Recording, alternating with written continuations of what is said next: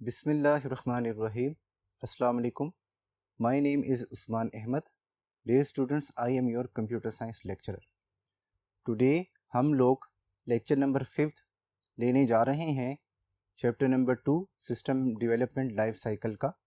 Last classes से students हम लोगों ने सिस्टम डेवलपमेंट की लाइफ साइकिल के फेजेस की डिस्कशन स्टार्ट की हुई है। आज हम उनके नेक्स्ट पेज पे बात करेंगे। जो नेक्स्ट पेज है स्टूडेंट्स हमारा वो है रिक्वायरमेंट्स इंजीनियरिंग का। स्टूडेंट रिक्वायरमेंट्स इंजीनियरिंग क्या होता है, इसमें हमें कौन कौन सी एक्टिविटीज़ परफॉर्म करनी पड़ती हैं, तो चलिए हम इसकी डिस्कशन स्टार्ट करते हैं। It is a set of activities used to identify and communicate the purpose of a software system. Requirements engineering में हम वो एक्टिविटीज़ परफॉर्म करवाते हैं जिससे हमें ये पता चल जाए कि हमने जो सॉफ्टवेयर सिस्टम बनाना है, क्या उन एक्टिविटीज़ के ज़रिए हम उसके पर्पस को हासिल कर पाएंगे। I am going to repeat the definition. It is a set of activities used to identify and communicate the purpose of a software system and the context in which it will be used. Requirements engineering में हम वो set of activities perform करवाते हैं जिन्हें use किया जाता है identify करने के लिए और कम्युनिकेट करने के लिए, ताकि हमें सॉफ्टवेयर सिस्टम जो हमने बनाना है उसका पर्पस, हमें उसका ऑब्जेक्टिव हमें पता चल जाए, और जिस कॉन्टेक्स्ट में वो सॉफ्टवेयर सिस्टम जो हमें बनाना है उसने यूज़ होना है, हमें उसका ऑब्जेक्टिव मिल सके, उसका पर्पस मिल सके। डियर स्टूडेंट्स, हमारी जो ये रिक्वायरमेंट्स इंजीनियरिंग फेज़ है, इसमें हमारे पास जो है डिफरेंट स्टेप्स हैं जिनसे हम गो थ्रू करेंगे। उसमें फर्स्ट हमारे पास आता है रिक्वायरमेंट्स गैदरिंग। नाम से जाहिर है रिक्वायरमेंट्स गैदरिंग, ज़रूरियात को गैदर करना, जमा करना। तो क्या होता है रिक्वायरमेंट्स गैदरिंग, चलें इस पे बात करते हैं। In this phase meetings with the customers और perspective customers are arranged. Requirements gathering में कस्टमर्स के साथ मीटिंग अरेंज की जाती है ताकि रिक्वायरमेंट्स को गैदर किया जा सके। The market requirements and features are in demand are analysed. फिर इसके साइड बाय साइड ये भी देखा जाता है कि कस्टमर से जो मीटिंग अरेंज हुई है, उनसे जो रिक्वायरमेंट्स गैदर की हैं, उनको मार्केट की रिक्वायरमेंट्स के साथ मैच भी किया जाता है और उनको एनालाइज्ड भी किया जाता है, ताकि हमें पता चल जाए कि जो कस्टमर हैं उन्होंने जो हमें रिक्वायरमेंट्स दी हैं वो कंप्लीट रिक्वायरमेंट्स हैं, उसमें कोई रिक्वायरमेंट्स जो है वो मिसिंग तो नहीं। डियर स्टूडेंट्स, हमारे पास रिक्वायरमेंट गैदरिंग में जो हैं वो स्टेप्स भी इन्वॉल्व हैं, जिसमें फर्दर कौन कौन से स्टेप्स इन्वॉल्व हैं, कौन कौन सी एक्टिविटीज़ हैं, उनकी डिस्कशन के लिए हम लोग नेक्स्ट बोर्ड पे मूव कर रहे हैं। डियर स्टूडेंट्स, जो रिक्वायरमेंट्स गैदरिंग है इसमें हम टू टाइप्स की रिक्वायरमेंट्स को देखते हैं। फर्स्ट हमारी होती हैं functional requirements. Functional requirements actually हमारी वो रिक्वायरमेंट्स होती हैं जो कि सॉफ्टवेयर सिस्टम के एक्चुअल फंक्शन से की जो एक्चुअल फंक्शन की रिक्वायरमेंट्स होती हैं, वो फंक्शंस जो कि सॉफ्टवेयर परफॉर्म करेगा। तो हम इनकी प्रॉपर डेफिनेशन को भी देख लेते हैं। These are those requirements of a software system which describes a function of a software system or its components. ये वो requirements होती हैं जो हमें सॉफ्टवेयर के फंक्शंस के बारे में बताती हैं या उसके कंपोनेंट्स के फंक्शन में बारे में बताती हैं कि सॉफ्टवेयर क्या फंक्शंस परफॉर्म करेगा और उसके जो कंपोनेंट्स होंगे वो क्या क्या फंक्शंस परफॉर्म करेंगे। फंक्शनल रिक्वायरमेंट्स में हमें ये बात पता चलती है। अब फंक्शनल रिक्वायरमेंट्स की जो है डियर स्टूडेंट्स, हम डिफरेंट एग्जांपल्स को डिस्कस कर लेते हैं ताकि ये फंक्शन रिक्वायरमेंट्स का जो टॉपिक है आपको क्लियर हो जाए। इसकी जो फर्स्ट एग्जांपल है वो है interface requirements. Interface requirements students किसको कहते हैं? फॉर एग्जांपल, आपने डिफरेंट सॉफ्टवेयर्स यूज किए होंगे। लेट्स से आपने किसी कॉलेज में जो है वो एडमिशन लेना है। अब आप जो है कॉलेज में एडमिशन लेने चले गए हैं। कॉलेज में जो ही आप एडमिशन के लिए जाते हैं, वहाँ एक रूल है कि वहाँ सबसे पहले वो आपको जो है एक फॉर्म इशू करते हैं। जैसे ही आप फॉर्म फिल करते हैं फिर वो आपसे कहते हैं कि ये ऑपरेटर हैं कॉलेज में, आपने फॉर्म पे तो मैनुअल रिकॉर्ड एंटर कर लिए, अब आप क्या करें, अब आप इनके साथ सेटिंग करें और आप इन्हें अपना बायोडेटा बताएं, डेटा इनसे शेयर करें और वो कंप्यूटर में सॉफ्टवेयर में इसको एंट्री करेंगे। अब फॉर एग्जांपल वो आपके सामने कंप्यूटर के सॉफ्टवेयर में एंट्री कर रहे हैं स्टूडेंट्स। अब उन्होंने लेट से आपकी जो है वो उन्होंने आपकी एंटर करनी है, आपका कॉन्टैक्ट नंबर एंटर करना है।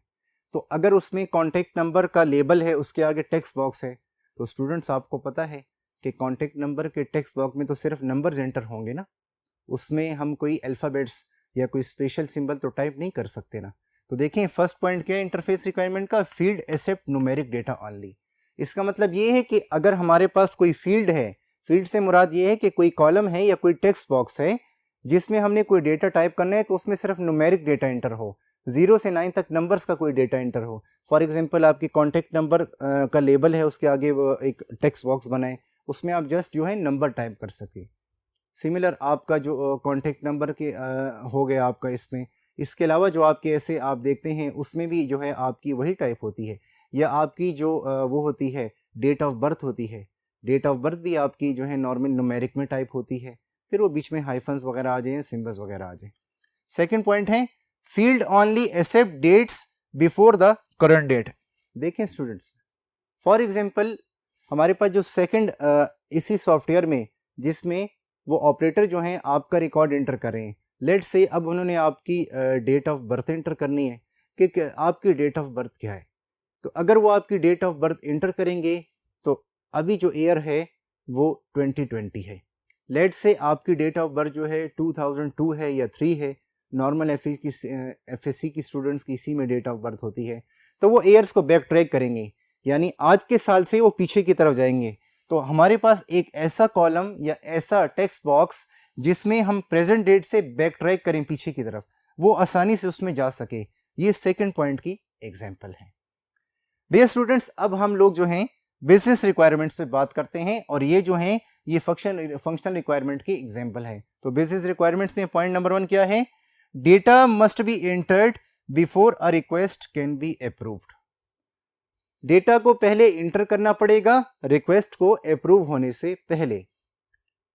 I am going to repeat, data पहले इंटर होगा उसके बाद रिक्वेस्ट जो है वो अप्रूव्ड होगी। देखिए स्टूडेंट्स, इसकी एग्जांपल ये है, फॉर एग्जांपल आपने जो है वो जीमेल में आप चाहते हैं आप ईमेल बनाएं और वो ईमेल आईडी आप यूज़ करें, तो ये नेसेसरी है, मैंडेटरी है कि पहले आप जीमेल में जाके अपना एक फॉर्म फिल करेंगे। जो ही आप फॉर्म फिल करेंगे स्टूडेंट्स, वहाँ पे उसके बाद जो है आप अपना सारा डेटा वहाँ एंटर कर देंगे, first name, last name, date of birth, अपनी ईमेल आईडी, अपना यूज़र नेम, कॉन्टैक्ट नंबर, ये आपने एंटर कर दिया। फिर आप क्रिएट पे क्लिक करेंगे तो जब आपकी ईमेल क्रिएट होगी उसके बाद ही आप जीमेल के सर्वर में लॉगिन कर सकेंगे। तो देखें, पहले डेटा एंटर करना पड़ता है फिर रिक्वेस्ट जो है वो अप्रूव्ड होती है। लेट्स से आपने जीमेल में अपनी आईडी जो है वो बना ली है, अब आप 2 घंटे बाद आते हैं, अब आपने उस आईडी में लॉगिन करना है। तो जैसे ही आप जीमेल को ओपन करेंगे अपने गूगल क्रोम के ब्राउज़र में, तो आपका बॉक्स होता है कि type your email, user name and password. तो पहले आप यूज़र नेम टाइप करेंगे, फिर आप पासवर्ड एंटर करेंगे और जैसे ही आप साइन इन पे क्लिक करेंगे उसके बाद आप उसमें साइन इन हो सकेंगे और अपनी ईमेल को आईडी को यूज़ कर सकेंगे। विदाउट साइन इन हुए आप ईमेल आईडी को यूज़ नहीं कर सकेंगे। तो ये इस पॉइंट की बहुत सिंपल सी एग्जांपल है स्टूडेंट्स। नेक्स्ट जो एग्जांपल है हमारे पास, नेक्स्ट जो हम पॉइंट डिस्कस करने जा रहे हैं वो है regulatory and compliance requirements. Regulatory compliance कौन सी रिक्वायरमेंट्स होती हैं, the database will be functional. इसका मतलब ये है कि अगर हम लोगों ने कोई सॉफ्टवेयर सिस्टम बनाना है, जिस सॉफ्टवेयर सिस्टम को हमने यूज़ करना है उसमें हम रिकॉर्ड भी सेव करेंगे, यानी रिकॉर्ड को उसमें मेंटेन किया जाएगा और उसमें जो बैक एंड पे एप्लीकेशन है उसमें रिकॉर्ड सेव होगा। स्टूडेंट्स, बैक एंड जो है वो हम किसी DBMS को कहते हैं, डेटाबेस मैनेजमेंट सिस्टम। आपको याद है फर्स्ट ईयर में चैप्टर नंबर 7 में मैंने आपको टीच किया था, सबसे पहले कॉन्सेप्ट हमारे पास डेटाबेस होता है। डेटाबेस क्या होता है, collection of related data, similar data की, रिलेटेड डेटा की कलेक्शन को, उसकी फाइल को हम डेटाबेस कहते हैं। फिर हमने DBMS की बात की थी, मैंने आपको बताया था DBMS जो है हमारे पास एक सॉफ्टवेयर होता है जिसमें हम क्रिएट करते हैं, मेंटेन करते हैं और व्यू करते हैं डेटाबेस को। मेंटेन का मतलब, इसमें क्रिएट का मतलब तो आपको पता है कि जैसे ही आप एक्सेस ओपन करें आप डेटाबेस क्रिएट करते हैं। इसमें वर्ड मेंटेन का मतलब ये है उसमें आप न्यू डेटा ऐड करते हैं, उसमें आप जो है एग्जिस्टिंग डेटा जो है वो उसमें आप अपडेट करते हैं, और उसमें जो है आप अनयूज डेटा जो यूजेबल नहीं है उसे आप डिलीट करते हैं, ख़त्म करते हैं। तो ऐड करना, डिलीट करना, अपडेट करना, इन तीनों ऑपरेशंस को हम कहते हैं मेंटेन करना या मैनिपुलेट करना। फिर लास्ट में जब हम ये सारे ऑपरेशंस कर लेते हैं फिर हम व्यू करते हैं कि जो ऑपरेशंस हमने किए हैं वो सक्सेसफुली इम्प्लीमेंट हुए हैं कि नहीं हुए। तो हमने फर्स्ट ईयर के कोर्स में स्टूडेंट्स लास्ट 2 चैप्टर्स में डेटाबेस की थ्योरी पे भी हमने डिटेल से बात की थी, और हमने चैप्टर नंबर 8 में माइक्रोसॉफ्ट एक्सेस में काफ़ी प्रैक्टिकल्स हमने किए थे जो आपके कोर्स में इंक्लूडेड थे, जिसमें हमने डेटाबेस बनाया, हमने टेबल्स बनाए थे और हमने उसमें रिकॉर्ड को सेव किया था, रिकॉर्ड को मेंटेन करवाया था। तो अगर वही कॉन्सेप्ट आप रिकॉल करें और इस पॉइंट को अंडरस्टैंड करें तो it will be clear to you, the database will be function.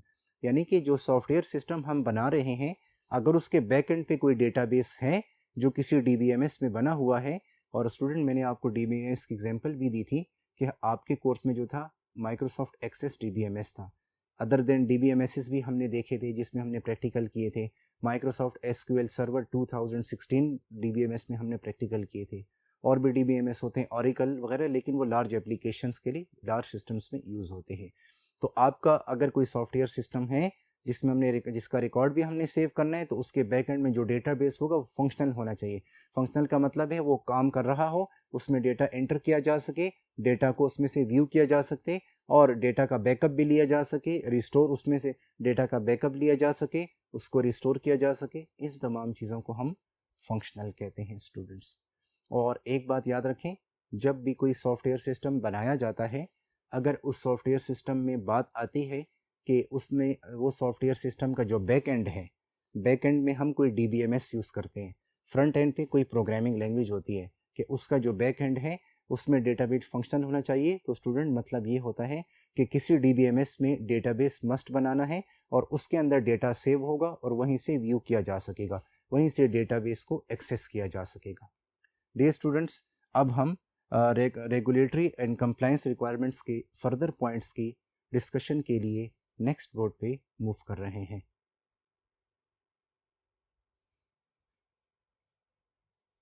Dear students, अब हम कंप्लायंस और रेगुलेटरी रिक्वायरमेंट्स के नेक्स्ट पॉइंट को डिस्कस करते हैं। The system will limit access to authorised user. देखिए स्टूडेंट्स, अब जो सॉफ्टवेयर सिस्टम हम बनाएंगे वो सॉफ्टवेयर सिस्टम में जो यूज़र ऑथराइज्ड हैं वो ही उसको एक्सेस करेंगे और एक लिमिट तक एक्सेस करेंगे। ऐसा नहीं हो सकता कि जिस टाइम यूज़र चाहे उसको एक्सेस कर सके और जिस टाइम भी वो चाहे उसको एक्सेस करे। एक्सेस एक लिमिट होना चाहिए। स्टूडेंट्स, हम इस पॉइंट को अंडरस्टैंड करने के लिए एक एग्जांपल लेते हैं। फॉर एग्जांपल स्टूडेंट्स, आपने एक कॉलेज में एडमिशन ले लिया है। उस कॉलेज का जो है एडमिशन सिस्टम, उनका सारा का सारा कॉलेज का जो सेटअप है, सिस्टम है, वो ऑनलाइन है।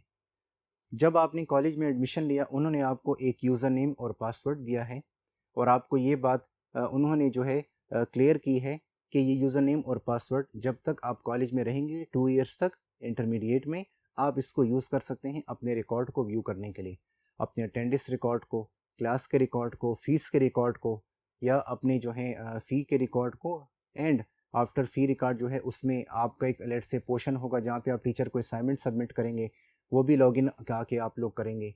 इस तरह आपको डिफरेंट उससे रिलेटेड, फॉर एग्जांपल उसमें आपके एग्ज़ाम का रिकॉर्ड होगा, ये सारा आप ऑनलाइन व्यू कर सकते हैं। लेट्स से स्टूडेंट्स, आपकी कंप्यूटर साइंस की क्लास मेरे साथ हो रही है। मैंने आप लोगों को ऑनलाइन कॉलेज की साइड से एक टाइम है कि जो टीचर्स जिन टाइमिंग में ऑनलाइन होंगे वो टाइमिंग जो है मॉर्निंग 9 से लेकर इवनिंग 5 तक है। अब आपको असाइनमेंट मैंने एक दी हुई है, बहुत सारे स्टूडेंट्स ने असाइनमेंट बना ली है, कुछ स्टूडेंट्स के भी असाइनमेंट रहती है, और ये डेडलाइन थी कि शाम 5 बजे के बाद जो है ये पोर्टल क्लोज हो जाएगा और वहाँ से कोई असाइनमेंट सबमिट नहीं हो सकेगी। तो अब आप देखें, the system will limit access to authorised user. अब स्टूडेंट, जिन स्टूडेंट की असाइनमेंट लेट है वो स्टूडेंट हमारे पास ऑथोराइज तो हैं, लेकिन उनको लिमिट एक्सेस दिया गया है कि उनको एक टाइम दिया गया था, इस टाइम तक वो जो हैं ये चीज़ सबमिट करवा सकते हैं। या इसके हम एग्जांपल ये भी दे सकते हैं कि लेट्स से अगर आपने ऑनलाइन जाके अपनी फ़ी का रिकॉर्ड चेक करते हैं तो आप जस्ट फ़ी का रिकॉर्ड जो है वो व्यू कर सकते हैं, अपना रिजल्ट व्यू कर सकते हैं, आप उसमें कोई चेंजेस वगैरह या अपडेशन नहीं कर सकते। जैसे इस पॉइंट की एक और मिसाल भी हम ले सकते हैं कि अगर हम एग्जाम्पल पे बात करें, आप लोगों का जो है स्टूडेंट रिजल्ट आउट होता है, तो नॉर्मली आप किसी बोर्ड की वेबसाइट पे जाके ऑनलाइन रिजल्ट व्यू करते हैं ना आप लोग, वहाँ पे आप search by roll number, search by name, आप जैसे ही वहाँ अपना नेम स्टूडेंट या रोल नंबर टाइप करते हैं तो आप देखते होंगे कि वो रिजल्ट जस्ट आप व्यू कर सकते हैं वहाँ पे, उसमें आप किसी भी तरह की अपडेशन या चेंजेस वगैरह नहीं कर सकते। ये इस पॉइंट की सेकंड एग्जांपल है, पॉइंट को बेटर अंडरस्टैंड करने के लिए। चलिए स्टूडेंट, अब हम नेक्स्ट डिस्कशन पे जाते हैं। नेक्स्ट स्टूडेंट्स हमारी हैं security requirements. What are security requirements? Let's see. Member of the data entry group can enter request but not approve और डिलीट रिक्वेस्ट। स्टूडेंट, इसका मतलब ये है कि लेट्स से हमने एक सॉफ्टवेयर सिस्टम एक ऑर्गेनाइजेशन के लिए बनाया है, उस ऑर्गेनाइजेशन में जो डेटा एंट्री वाले लोग हैं जो कि डेटा एंटर करते हैं और डेटा सेव करते हैं, वो जस्ट क्या कर सकें, वो डेटा को एंटर कर सकें, लेकिन वो ना ही उसे अप्रूव कर सकें ना ही उसे डिलीट कर सकें। यानी अगर उनसे कोई मिस्टेक भी हो गई है तो वो इसमें एडिटिंग ना कर सकें, ना उन्होंने अपनी मर्जी से कोई रिकॉर्ड एंटर कर सकें, ना वो लोग जो हैं वहाँ से कुछ रिकॉर्ड को डिलीट कर सकें। स्टूडेंट, इसकी हम एक और एग्जांपल जो है वो लेते हैं। फॉर एग्जांपल, आप लोगों ने लेट्स से आप लोगों ने जो है वो FSC पास कर लिए हैं। अब आप लोग चाहते हैं कि आप लोग जिस बोर्ड से आपने इंटरमीडिएट पास किया है वहाँ से जाके आपने अपनी DMC इशू करवानी है। आप बोर्ड चले जाते हैं, वहाँ पे काउंटर्स बने होते हैं, आप लेट से काउंटर नंबर 1 पे चले जाते हैं, विंडो 1 पे, उनसे आप कहते हैं हमें DMC चाहिए। वो आपसे कहते हैं कि ठीक है, आप जाएं बैंक में, लेट से 300-500 रुपीज़ चालान पे फिल करके ये फ़ी आप जो है डिपॉजिट करवाएं, हमारे पास स्लिप लेकर आएँ, हम आपको DMC इशू करेंगे। तो देखिए स्टूडेंट, जब आप जो है बैंक जाते हैं, फ़ीस सबमिट करवा के आप वो फ़ीस स्लिप ले आते हैं, चालान की कॉपी जो है आप उन ऑपरेटर को देते हैं, डेटा एंट्री वालों को। अब डेटा एंट्री वाले अपने पास एंटर कर लेते हैं कि ये स्टूडेंट आए थे, ये इनका रोल नंबर, इन्होंने पेमेंट एंटर कर दिए जस्ट, और आपको प्रिंट करके दे देते हैं। फॉर एग्जांपल, अगर आपके उसमें DMC में कोई मार्क्स में अप एंड डाउन है, ऑनलाइन कुछ हो रहे थे, यहाँ पे कुछ हैं, या आपके डेट ऑफ बर्थ में कुछ वो है, तो वो अपनी तरफ से जो एंट्री वाले हैं वो उसमें कुछ डिलीशन नहीं करेंगे, डिलीट नहीं कर सकते वो। ये क्यों? ये चीज़ आपकी आती है सिक्योरिटी रिक्वायरमेंट्स में आती है। तो फिर इस केस में वो फर्दर नेसेसरी एक्शंस होते हैं जो वन विंडो पे जो ऑपरेटर होते हैं वो आपको गाइड करते हैं कि इसमें करेक्शन का क्या प्रोसीजर है, क्या क्राइटेरिया है। तो डे स्टूडेंट्स, यहाँ तक हम लोगों ने फंक्शनल रिक्वायरमेंट्स पे बात की, हमने फंक्शनल रिक्वायरमेंट के एग्जाम्पल्स को भी डिस्कस किया, यानी वो रिक्वायरमेंट्स जो कि एक सॉफ्टवेयर सिस्टम की एक्चुअल रिक्वायरमेंट्स होंगी या उसके कंपोनेंट्स जो हैं वो रिक्वायरमेंट जो कंपोनेंट की होगी, ये फंक्शनल रिक्वायरमेंट्स में आती है। फिर हमने इसकी फॉर एग्जांपल भी बात की, और इसकी एक सिंपल से एग्जांपल में आपको ये भी बताता चलूँ स्टूडेंट्स फंक्शनल रिक्वायरमेंट्स की। लेट से आप लोगों ने फेसबुक पे लॉगिन करना है, तो आपको पता है कि फेसबुक पे जब आप लॉगिन करना चाहते हैं स्टेप नंबर 1 क्या होता है, उसकी फंक्शनल रिक्वायरमेंट्स क्या है फेसबुक की, कि सबसे पहले अगर आपने फेसबुक को यूज़ करना है आप उसमें लॉगिन करेंगे। तो स्टूडेंट, लॉगिन के लिए आपका फेसबुक पे अकाउंट होना चाहिए। अगर आपने अकाउंट बनाया हुआ है वहाँ पे जाके आप अपना यूज़र नेम और पासवर्ड टाइप करते हैं तो आप लॉगिन होते हैं ना। तो ये जो आपका लॉगिन फॉर्म होता है जहाँ आप यूज़र नेम और पासवर्ड टाइप करते हैं, ये आपकी स्टूडेंट्स फंक्शन रिक्वायरमेंट्स में आता है। ये मैंने आपको डिफरेंट एग्जांपल्स इसलिए दी हर पॉइंट पे फंक्शन रिक्वायरमेंट्स के स्टार्ट से कि ये टॉपिक बेटर तरीके से आपको क्लियर हो जाए, और जब आप इसको लर्न करें तो आप एक अच्छे तरीके से इस टॉपिक को प्रिपेयर कर सकें एग्जाम के पॉइंट ऑफ व्यू से भी और अपने कॉन्सेप्ट्स को भी इम्प्रूव करने के लिए। स्टूडेंट, अब हम लोग नेक्स्ट टॉपिक पे जा रहे हैं। नेक्स्ट टॉपिक जो है डियर स्टूडेंट्स वो हमारा है नॉन फंक्शनल रिक्वायरमेंट्स। तो हम देखते हैं कि नॉन फंक्शनल रिक्वायरमेंट्स क्या होती हैं। These specify criteria for the judgement of the operations of the system. Dear students, non functional requirements में हम वो क्राइटेरिया बताते हैं जिससे हमें सिस्टम के ऑपरेशंस के बारे में पता चलता है। I am going to repeat the definition. Non functional requirements में हम वो क्राइटेरिया बताते हैं जिससे हमें सिस्टम के ऑपरेशन के बारे में पता चले, जिससे हम जज कर सकें कि सिस्टम कौन कौन से ऑपरेशंस परफॉर्म करता है। It describes how well the system perform it's duties. इससे हमें यह भी पता चलता है कि सिस्टम कितने अच्छे तरीके से अपनी ड्यूटीज को परफॉर्म कर रहा है।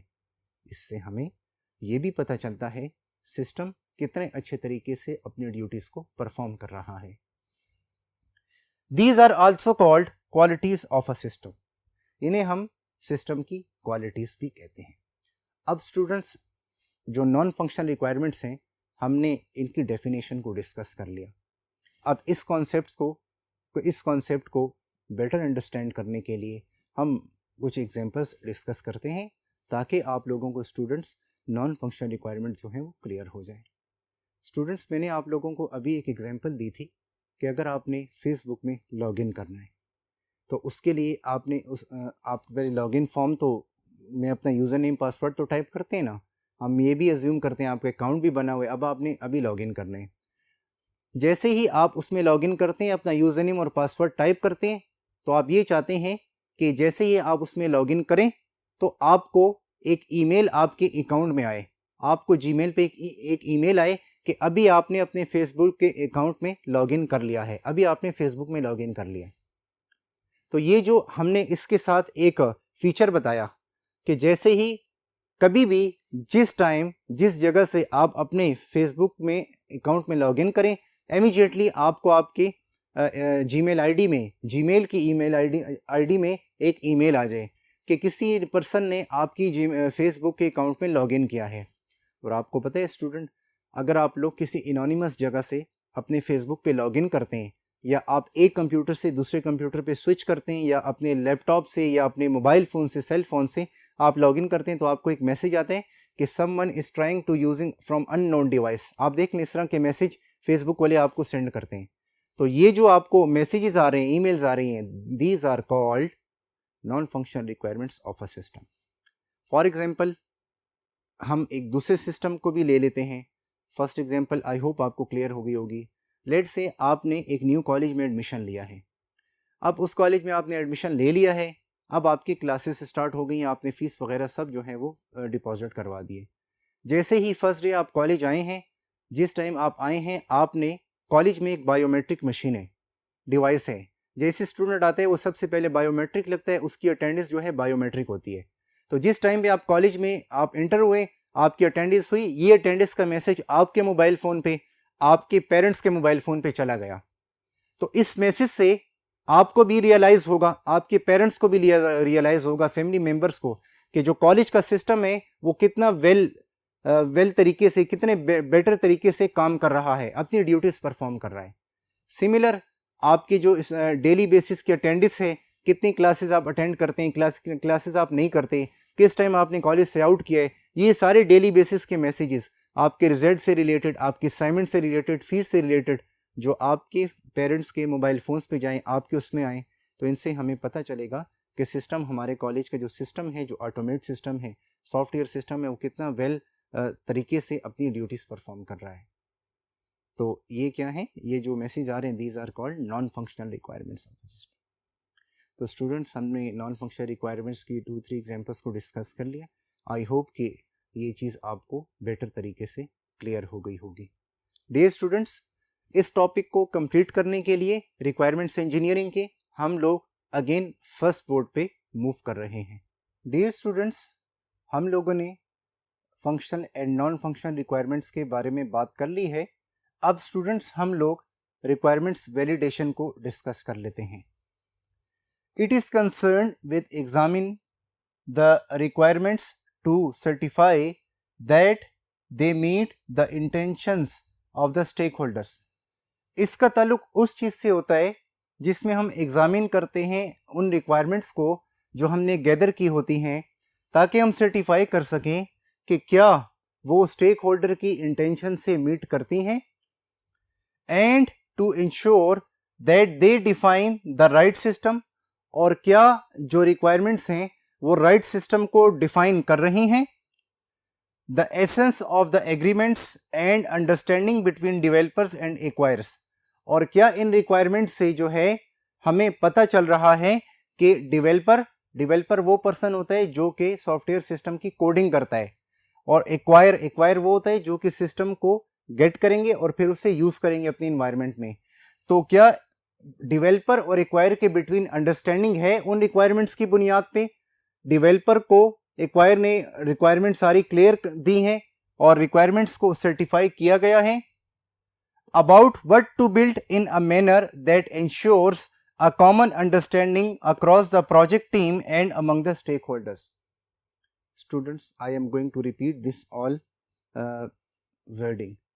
Requirements validation में इस चीज़ की बात हो रही है कि जो requirements गैदर की हैं एक ऐसा तरीक़ेकार अपनाया जाए कि उनको वेरीफाई किया जा सके कि ये रिक्वायरमेंट जो हैं ये मीट करती हैं स्टेक होल्डर्स की एक्सपेक्टेशन से, और क्या जो रिक्वायरमेंट्स गैदर की गई हैं इन रिक्वायरमेंट्स की जो है की बुनियाद पे डेवलपर और एक्वायरर के दरमियान जो है वो एक क्लियर अंडरस्टैंडिंग है, यानी एक्वायर ने रिक्वायरमेंट्स क्लियरली बताई हैं डेवलपर को, ताकि डेवलपर को जितनी रिक्वायरमेंट्स क्लियर होंगी, जितनी उसे बेटर अंडरस्टैंड उसने की होंगी, उतने अच्छे तरीके से वो सॉफ्टवेयर सिस्टम को कोड कर सकेगा, उसके लिए प्रोग्रामिंग लैंग्वेज में कोडिंग कर सकेगा, प्रोग्रामिंग कर सकेगा। ये हमारा इस स्टेप का मकसद होता है। In this, it is checked requirements are complete, correct and unambiguous. इसमें यह भी चेक किया जाता है डियर स्टूडेंट्स कि जो रिक्वायरमेंट्स गैदर की गई हैं वो कंप्लीट हैं, मुकम्मल हैं, करेक्ट बिल्कुल ठीक हैं, एंड अनएम्बिगुअस, उसमें किसी किस्म की कोई एम्बिग्विटी नहीं है, कोई शकूक व शुबहात नहीं है, हमें कोई रिक्वायरमेंट्स क्लियर नहीं है। तो बेसिकली रिक्वायरमेंट्स वैलिडेशन का यही मकसद होता है। अगर रिक्वायरमेंट्स वैलिडेशन के स्टेप को हम रिक्वायरमेंट्स गैदरिंग के उससे निकाल दें तो फिर आप ये देख लें जो हमने लास्ट 3 वर्डिंग पे बात की है ये कितने इंपॉर्टेंट पॉइंट्स हैं, जिन्हें स्टूडेंट्स मैंने अंडरलाइन भी कर दिए कि इसी स्टेप में हमें पता चलता है कि जो रिक्वायरमेंट्स हैं वो कंप्लीट हैं, जो हमने गैदर की हैं वो करेक्ट भी हैं और वो अनएम्बिगुअस है, उनमें किसी भी तरह की कोई एम्बिग्विटी नहीं है। तो स्टूडेंट्स, रिक्वायरमेंट्स इंजीनियरिंग में जो नेक्स्ट टॉपिक है उसकी डिस्कशन के लिए, नेक्स्ट कॉन्सेप्ट की डिस्कशन के लिए हम लोग नेक्स्ट बोर्ड पे मूव कर रहे हैं। डियर स्टूडेंट्स, अब हम लोग रिक्वायरमेंट्स मैनेजमेंट पे बात कर लेते हैं कि रिक्वायरमेंट्स मैनेजमेंट क्या होता है। It is perform to ensure that the software continues to meet the expectations of the acquire and user. ये जो रिक्वायरमेंट्स मैनेजमेंट का जो स्टेप होता है ये इसलिए यूज किया जाता है कि इसमें ये इंश्योर करवाया जाता है और उसके लिए हम ये परफॉर्म करते हैं कि जो सॉफ्टवेयर है क्या वो कॉन्टिन्यूसली उन एक्सपेक्टेशंस, उन नीड्स को, उन रिक्वायरमेंट्स को मीट कर रहा है जो कि एक्वायर और यूजर के लिए हैं।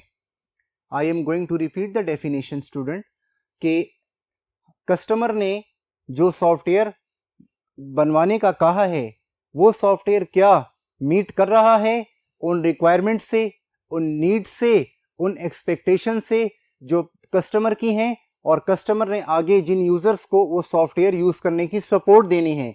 इन कॉन्सेप्ट्स को सामने रख के रिक्वायरमेंट्स मैनेजमेंट का जो स्टेप है उसे इस स्टेप को फॉलो किया जाता है और इसमें ये एक्टिविटी परफॉर्म करवाई जाती है। लेट्स से हमारे पास एक कॉलेज है, उस कॉलेज के ऑनर हैं, कॉलेज के ऑनर ने अपने कॉलेज के लिए कंप्यूटर सॉफ्टवेयर बनवाया है, एक कंप्लीट सिस्टम बनवाया है, मैनेजमेंट सिस्टम। तो मैनेजमेंट सिस्टम जो कॉलेज के ओनर बनवा रहे हैं वो एक कस्टमर हैं। डेफिनेटली उस कॉलेज में डिफरेंट ऑपरेटर्स होंगे, डेटा एंट्री वाले लोग होंगे, तो वो क्या हैं, वो सारे यूजर्स हैं।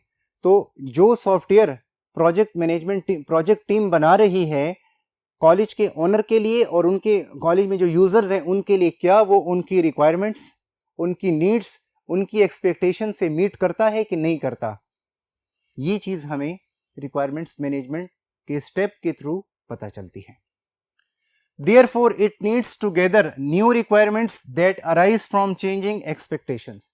इसमें ये बात भी होती है कि अगर कहीं कस्टमर ने थोड़ी बहुत उसकी रिक्वायरमेंट्स में चेंज आ गया है, उनकी नीड्स में चेंज आ गया है, उनकी एक्सपेक्टेशन चेंज हो गई है, तो क्या ये चीज़ें सॉफ्टवेयर सिस्टम में इंक्लूड होंगी और इंक्लूड होनी चाहिए। न्यू रेगुलेशंस और अदर सोर्सेज ऑफ चेंज, या कि उसमें कुछ न्यू रेगुलेशंस होनी चाहिए, कोई दूसरे सोर्सेज से कोई चेंज लेकर आनी है, तो इन तमाम बातों का ख्याल जो है वो यहाँ पे रखा जाता है। हम इसकी एक और एग्जांपल भी ले सकते हैं। फॉर एग्जांपल, हमारे पास एक कॉलेज है जिसके ऑनर ने हमसे लेट से 1 साल पहले जो सॉफ्टवेयर बनवाया था, वो अपने college full college management system के लिए वो डेस्कटॉप एप्लीकेशन थी, विदाउट इंटरनेट चलती थी। 1 साल बाद उनके ओनर ने रियलाइज़ किया कि अब तो मुझे ये जो हमारे कॉलेज का डेस्कटॉप एप्लीकेशन है इसे हमें ऑनलाइन लेकर जाना है। तो अब अगर हम उनके लिए ऑनलाइन सिस्टम बनाएंगे, इसको इंटरनेट पर लेकर जाएंगे, तो क्या उनकी उसके लिए क्या नीड्स होंगी, क्या एक्सपेक्टेशंस होनी चाहिए और क्या रिक्वायरमेंट्स होंगी, जो कि जिनका हमें भी ख्याल रखना पड़ेगा, और जो कि वो रिक्वायरमेंट्स जो कि हमें बताएंगे जो कॉलेज के ऑनर हैं, उनके डायरेक्टर हैं, जिन जो कि ऑनर हैं, वो हमें बताएंगे कि किन किन चीज़ों को हम ऑनलाइन करें, जस्ट एडमिशन के मॉड्यूल को या ओवरऑल कॉलेज के सिस्टम को। फिर उसमें बहुत सारे जो हैं और भी क्राइटेरिया होता है, और भी हमें स्टेप्स के थ्रू गुजरना पड़ता है, तो ये तमाम बातें स्टूडेंट्स यहाँ पर आ जाती हैं। डियर स्टूडेंट्स, तो रिक्वायरमेंट मैनेजमेंट स्टेप की हमें इम्पोर्टेंस पता चल जाती है। आज की क्लास में हमने रिक्वायरमेंट्स इंजीनियरिंग पे बात की, एग्जाम्पल्स पे बात की, फंक्शनल नॉन फंक्शनल रिक्वायरमेंट्स पे बात की, और कुछ बेसिक उनसे रिलेटेड कॉन्सेप्ट्स पे बात की। इंशाल्लाह नेक्स्ट क्लास में हम लोग न्यू कॉन्सेप्ट, न्यू टॉपिक के साथ आपसे मिलेंगे। जब तक स्टूडेंट्स अपना बहुत ख्याल रखिएगा। अल्लाह हाफिज़।